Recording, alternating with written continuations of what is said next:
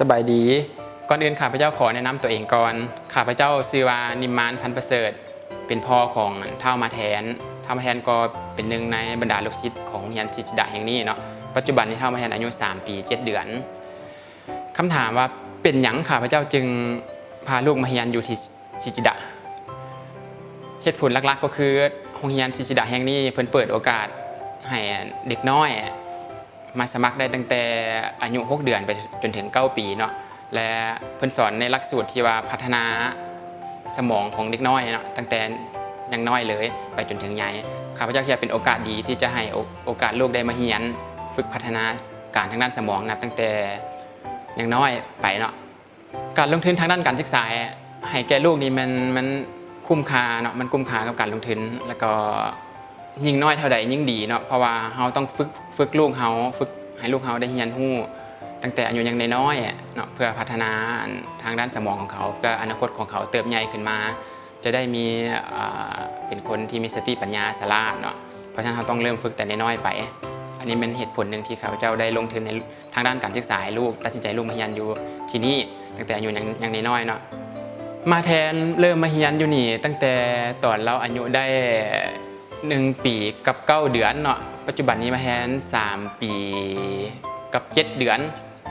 รวมเวลาที่มาแทนได้มาเรียนอยู่ซิจิดานี่มันเราเรียนได้ประมาณ1 ปีกับ10 เดือนแล้วเนาะผลที่ได้รับจากการเรียนเนาะก็เห็นได้อย่างชัดเจนเนาะก็คือมาแทนเป็นเด็กน้อยที่มีความจำดีหลายนะมีความจำเป็นเลิศ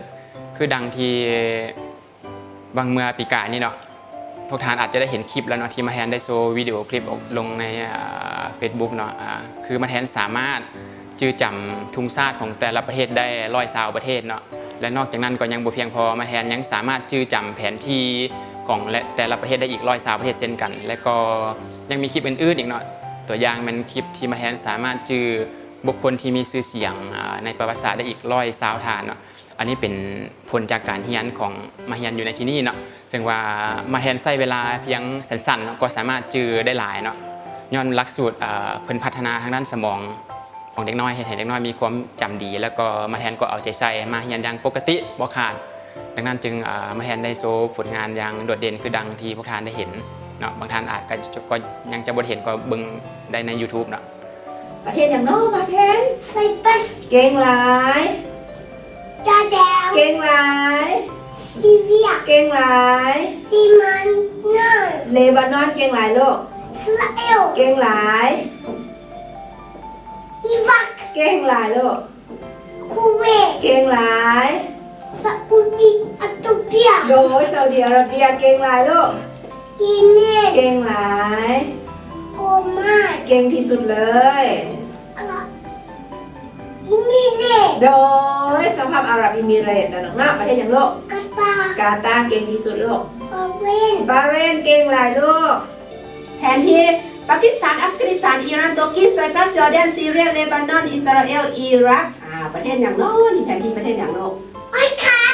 เก่งหลายประเทศอย่างโลกอัฟกานิส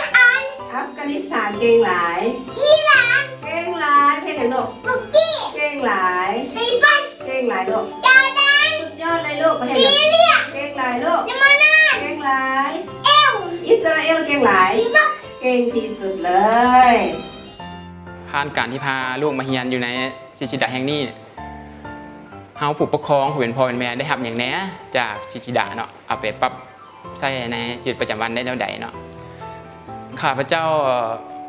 บอกเลยว่าข้าพเจ้าพาลูกมาเรียนอยู่ในที่นี่เนาะได้ผลประโยชน์ทั้งกงและทั้งอ้อมเนาะผลประโยชน์ทั้งกงก็คือลูกข้าพเจ้าได้มีโอกาสมาเรียนอยู่นี่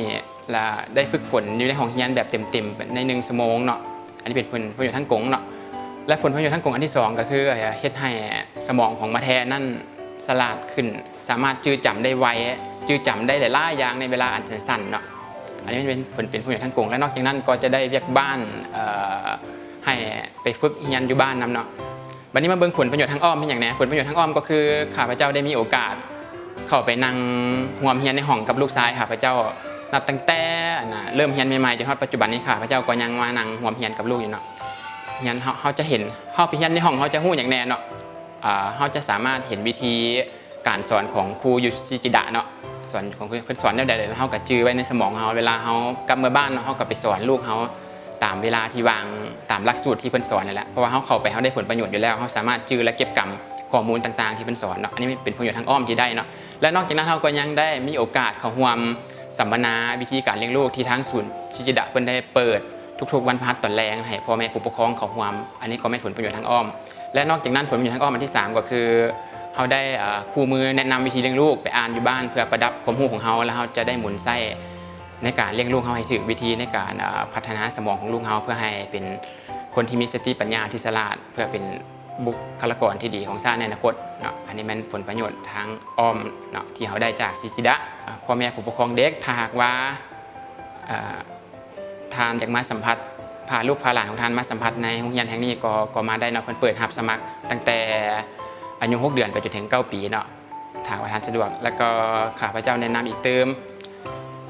ภายหลังที่มาเรียนแล้วท่านต้องเอาใจใส่สังเกตลูกของท่านเวลาอยู่ลูกของท่านอยู่บ้านเนาะต้องสังเกตเราเบิ่งว่าเราเรียนแล้วเรา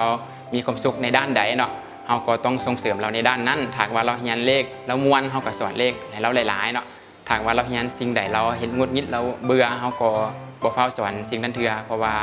จะเห็นเรางุดงิดจะเป็นการบังคับเราบ่ให้บังคับลูกเพราะฉะนั้นเราต้องมันเบิ่งและติดตามลูกอยู่เป็นประจำเนาะเพราะว่าเราเป็นผู้ปกครองเราต้องเบิ่งเองเราเนาะเบิ่งเองว่าลูกเราเป็นแนวใดเนาะเราต้องติดตามเราเป็นประจำแล้วก็เล่นกิจกรรมกับเรานะบ่ว่าจะเป็นนำอุปกรณ์บทเรียนที่ได้มาจากชิจิดะก็มาสอนลูกได้แล้วนอกจากนั้นทางเรารู้สึกเบื่อก็ให้เราเล่นกิจกรรม outdoor เป็นเล่นกีฬาบ่หรือว่าเฮ็ดกิจกรรมร่วมกับเราอยู่นอกบ้านแน่เนาะนอกจากเรียนแล้วเนาะต้องดูแลเล่นกีฬาไปนำดูแลสุขภาพไปนำทางว่าท่านใดสะดวกอย่างมาสัมผัสแล้วก็มาเป็นลูกศิษย์มาร่วมเรียนอยู่ชิจิดะแห่งนี้ก็ขอเรียนเชิญเลยขอขอบใจสบายดี